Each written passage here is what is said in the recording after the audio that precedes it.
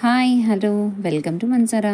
ఈరోజు మన కిచెన్లో the best healthy recipe share చేయబోతున్నాను. ఈ హల్వా టేస్టీతో పాటు ఆరోగ్యానికి చాలా మంచిది.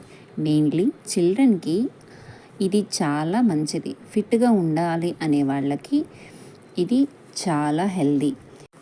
చాలా బెనిఫిట్స్తో పాటు ఇది చాలా సింపుల్గా కుదిరేలా ఎలా తయారు చేయాలో చెప్తాను. దీనికోసం 1 కేజీ గుమ్మడికాయను తీసుకొని కడిగి పీల్ చేసి ముక్కలుగా చేసుకొని పక్కన పెట్టుకోవాలి. నేను ఈ హల్వాని కొంచెం ఎక్కువ మొత్తంలో చేస్తున్నాను, ఎందుకంటే ఇది వారమైన నిల్వ ఉంటుంది. స్టవ్ మీద బాణీ పెట్టుకొని దానిలో ఈ ముక్కలను వేసి మంటను హై ఫ్లేమ్లో పెట్టి మూత పెట్టి ముక్క మెత్తపడేంత వరకు 5 మినిట్స్ మగ్గనిద్దాం. ఈ గుమ్మడికాయ మనకు పోషకాలు చాలా ఎక్కువ ఉంటాయి కాబట్టి స్కిన్కి చాలా మంచిది అండ్ బ్రెయిన్ చాలా షార్ప్ చేస్తుంది. ఇలా మధ్య మధ్యలో కలుపుతూ ఒక 5 మినిట్స్ ఉడకనివ్వాలి. అప్పుడు అందులో వాటర్ శాతం తగ్గుతుంది. అప్పుడు స్వీట్కి సరిపడా బెల్లంని తీసుకొని కరగనిచ్చి వడకట్టి ఆ బెల్లం లిక్విడ్ని ఈ పేస్ట్లో కలపాలి. ఫైనల్గా ఇలా 4 to 5 మినిట్స్ ఉడకనిస్తే దానిలోకి ఆ లిక్విడ్ మొత్తం కూడాను పీల్చుకొని స్వీట్గా తయారవుతుంది. అందులో ఒక 50 గ్రామ్స్ గీని మధ్య మధ్యలో యాడ్ చేయండి, ఒక్కసారే కాకుండా.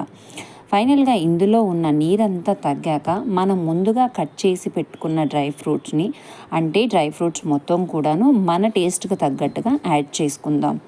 ఇలా యాడ్ చేసే ముందు ఈ ముక్కల్ని మొత్తాన్ని పప్పు గుత్తితో మెత్తగా స్మాష్ చేసుకోండి. లేదంటే ఇలా ఇష్టం లేని వాళ్ళు ముందే గ్రేటర్ సహాయంతో మెత్తగా కట్ చేసుకొని దానిని ఉడకనిచ్చుకోవచ్చు. నేను ముక్కలుగా చేశాను, అది మన ఇష్టం. ఇలా మొత్తం యాడ్ చేసిన తర్వాత ఈ డ్రై నట్స్ని కూడా అందులో యాడ్ చేసి టేస్ట్కి సరిపడా అంటే ఫ్లేవర్ని యాడ్ చేసేందుకు మనము కొంచెం యాలకుల పొడిని యాడ్ చేస్తున్నాము.